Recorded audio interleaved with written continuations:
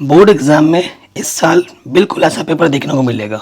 ठीक है, paper pattern कैसा होगा वो मैं आपको बताने जा रहा हूँ। क्वेश्चन हिंदी इंग्लिश दोनों में लिए ताकि दोनों मीडियम के बच्चों को फायदा मिल पाए। ठीक है, इसकी जो नेक्स्ट वीडियो आएगी ना, इस इंपॉर्टेंट क्वेश्चन पेपर जो मैंने दिखा रहा हूँ इसका पूरा फुल सोल्यूशन भी कराऊंगा। और आप चाहते हो कि सर अभी शुरुआत से ही हमें ऐसे मॉडल पेपर सॉल्व करना सिखाओ ताकि हमारी प्रैक्टिस शुरुआत से होती रहे और हमें इंपॉर्टेंट क्वेश्चन भी पता लगते रहे, तो आप बताओगे तो मैं कराऊंगा। 3 दिन में एक मॉडल पेपर सॉल्व जरूर करवा दूंगा, बस आपके सपोर्ट की ज़रूरत होगी। सपोर्ट करोगे तो ही कराऊंगा, नहीं तो नहीं हो पाएगा ना, मज़ा नहीं आता फिर। पहला क्वेश्चन क्या है, कॉस इनवर्स 1/√2 का मुख्य मान क्या होगा। ठीक है, यहाँ पर सोल्यूशन नहीं सिर्फ क्वेश्चन बता रहा हूँ, सोल्यूशन दूसरे वीडियो में आएगी। देखो, मुख्य मान निकालने के लिए हर साल क्वेश्चन आता है। ठीक है, छोटे नंबर में हो सकता है वो ऑब्जेक्टिव में हो या फिर वो सब्जेक्टिव में हो, आएगा ज़रूर। अगर ए और बी एक दूसरे के व्युत्क्रम होंगे तो कौन सा ऑप्शन सही होगा ये आपको बताना है। Matrix A and B will inverse of each other only if, ये आपको बताना है। ठीक है, साइन एक्स स्क्वायर का एक्स के सापेक्ष आपको अवकलज करना है। अवकलज किससे आधारित, आपको 1 नंबर का प्रश्न जरूर मिलता है। पहले आपको एमसीक्यू मिलेंगे। ठीक है, और बिहार बोर्ड वाले जो बच्चे हैं उनमें तो ज़्यादातर एमसीक्यू ही आते हैं स्टार्टिंग में, फिर सब्जेक्टिव क्वेश्चन होते हैं। और वो बिहार बोर्ड का पेपर लेवल के जो क्वेश्चन होते हैं वो बहुत ईजी होता है, बहुत ही ईजी होता है।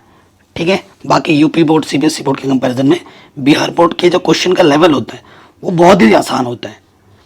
ठीक है, अगला क्वेश्चन है, अगर यदि function a plus b minus x f x के बराबर है तो इसकी वैल्यू क्या होगी। ठीक है, अगर आप सॉल्व करके आंसर बता सकते हैं तो मैं देखना चाहूंगा किसका आंसर कितना सही है। अवकल समीकरण में कोटि निकालने के लिए या घात निकालने के लिए हर साल क्वेश्चन आता है, तो यहां देख सकते हैं। ठीक है, आगे बढ़ते हैं। ये एक सदिश दे रखा है आपको, इसका दिक् कोसाइन बताना है कि इसका दिक् कोसाइन क्या होगा। 4 ऑप्शन है। ये समतल दे रखा है, इसका कार्तीय समीकरण बताना है।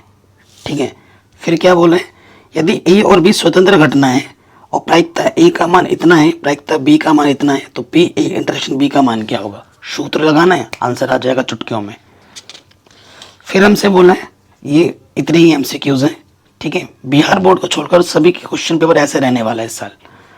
सेकंड में क्या है, कॉस, इसका मान बताना है। Sec inverse x plus cosec inverse x का मान क्या होता है, पाई/2, तो कॉस पाई/2 का मान क्या होगा वो आप बताना है। कह रहे हैं यदि किसी अवयव में 14 अवयव हैं तो इसकी संभव कोटियां क्या हो सकती हैं, ये आपको बताना है। यदि ये फंक्शन है तो dy/dx निकालना है। एक उत्पाद x इकाइयों के विक्रय से प्राप्त हुआ कुल आय इतनी है, सीमांत आय की गणना कीजिए जब x बराबर 15 हो। 1 नंबर में पूछा गया प्रश्न है, और ये ऐसे प्रश्न हैं जो बार बार आते हैं। ठीक है, अगला प्रश्न 1 नंबर में समाकलन का, tan इनवर्स 1/x² का x के सापेक्ष समाकलन ज्ञात कीजिए। समाकलन करना है, इसका समाकलन करना है फिर से।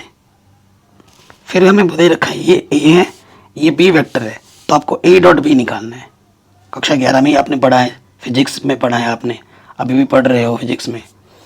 x अक्ष के समानांतर मूल बिंदु से जाने वाली रेखा का समीकरण ज्ञात करना है 1 नंबर में। ठीक है, फिर आ जाओ, सिद्ध कीजिए कि वास्तविक संख्याओं के समुच्चय r, ठीक है, ए और बी में ऐसा संबंध है कि जो ए है ना बी या बी से छोटा है, परिभाषित संबंध स्वतुल्य एवं संक्रामक होता है, ये आपको सिद्ध करना है।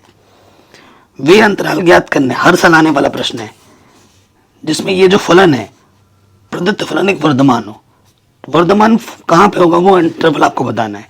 फिर इंटीग्रेशन का क्वेश्चन है, 0 से पाई/2 कॉस स्क्वायर एक्स dx का मान आपको ज्ञात करना है। 2 नंबर का प्रश्न आएगा। ठीक है, फिर आते हैं अगले प्रश्न में। 2 समतल दे रखे हैं आपको, इनके बीच का कोण बताना है। चैप्टर नंबर 11वें का प्रश्न है। ठीक है, मतलब 10वें, हाँ 11वें का प्रश्न है। एक बॉक्स में 100 बल्ब है जिसमें से 10 त्रुटि युक्त हैं। 5 बल्ब के नमूनों में से किसी भी बल्ब के त्रुटि युक्त न होने की प्रायिकता क्या होगी। चैप्टर नंबर 13 प्रायिकता का प्रश्न है। देखो, ये फलन दे रखा है और फलन मेरा वास्तविक संख्या से वास्तविक पे जा रहा है। सिद्ध कीजिए कि ये व्युत्क्रमणीय है और इसका प्रतिलोम फलन क्या होगा। 4 नंबर में हर साल आता है प्रतिलोम फलन वाले प्रश्न, या फिर ये करना है, इसको हल करके ये लाना है। त्रिकोणमिति का प्रश्न है। x के किस मान के लिए ये चीज़ संतुष्ट होती है। तो यहाँ पे ये जो x है ना, इसका मान आपको ज्ञात करना है।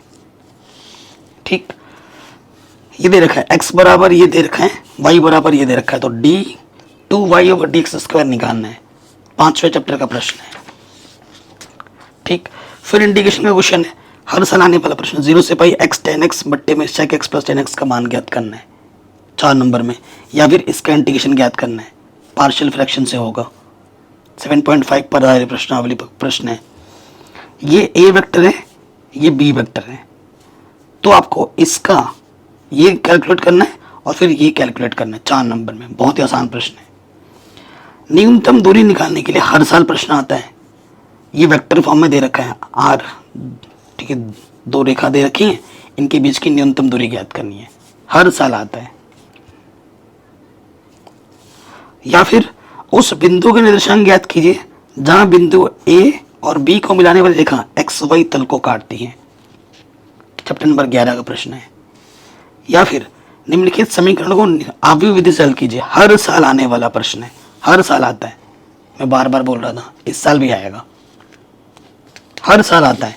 ठीक है, आगे बढ़ते हैं।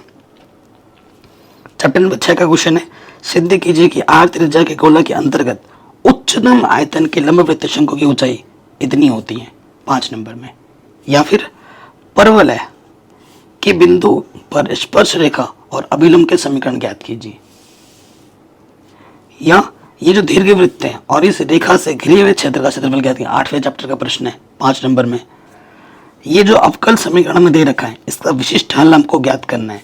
जब y का मान 1 होता है और x का मान 1 होता है, विशिष्ट हल में c का मान हटाना होता है ना। या फिर ये आपको दे रखा है रैखिक अवकल समीकरण, इसका एक विशिष्ट हल ज्ञात करना है जब y बराबर 0 और x बराबर π/2 हो। ठीक है, चैप्टर नंबर 9 का क्वेश्चन है ये दोनों। फिर चैप्टर नंबर 12 से पूछा गया है, हर साल आने वाला प्रश्न है, आलेखीय विधि द्वारा ये जो z दे रखा है, इसका न्यूनतमीकरण और अधिकतमीकरण का मान निकालना है। हर साल आता है, इस साल भी आएगा। और जितने भी क्वेश्चन बता रहा हूँ, ये बार बार आने वाले प्रश्न है। तो ऐसे ही क्वेश्चन इस साल एग्जाम में आने वाला है। फिर बीज प्रमेय का एक क्वेश्चन हर साल आता है बड़े नंबर में। देखो ये है बीज प्रमेय पर आधारित। एक व्यवसायी निर्माता के पास A, B तथा C मशीन ऑपरेटर हैं। प्रथम ऑपरेटर 4% खराब सामग्री उत्पादित करता है, ऑपरेटर B और C क्रमशः 5-7% खराब उत्पादित करते हैं। कार्य A पर कुल समय का 50% लगता है और B कुल समय का 30%, C कुल समय का 20% लगाता है। यदि एक खराब सामग्री उत्पादित है तो इसे B द्वारा उत्पादित किए जाने की प्रायिकता क्या होगी। बीज प्रमेय पर आधारित प्रश्न है। या फिर ये करना है, 500 की एक जोड़ी 3 बार उछालने पर प्रायिकता बंटन निकालना है। तो प्रायिकता बंटन तो इस साल सिलेबस से हटा दिया गया है। ठीक है, तो ये इंपॉर्टेंट क्वेश्चन है। आज सिर्फ मैंने आपको मॉडल पेपर दिखाया है, हो सकता है आप ट्राई कीजिए। और अगर आप चाहते हैं इसका सोल्यूशन कराऊं तो इस वीडियो को ज़्यादातर शेयर करना है। और आप चाहते हैं कि सर हमें मॉडल पेपर सॉल्व करना स्टार्टिंग से, तो आपको वीडियो को शेयर करना होगा। बाकी सारे चैप्टर्स मैंने ऑलरेडी पढ़ा दिए हैं, एनसीईआरटी फुल इजी वे में पढ़ा रखा है, जिसकी लिंक्स मिलेगी आपको डिस्क्रिप्शन पे। जय हिंद। इस वीडियो को ज़्यादा से ज़्यादा शेयर करें।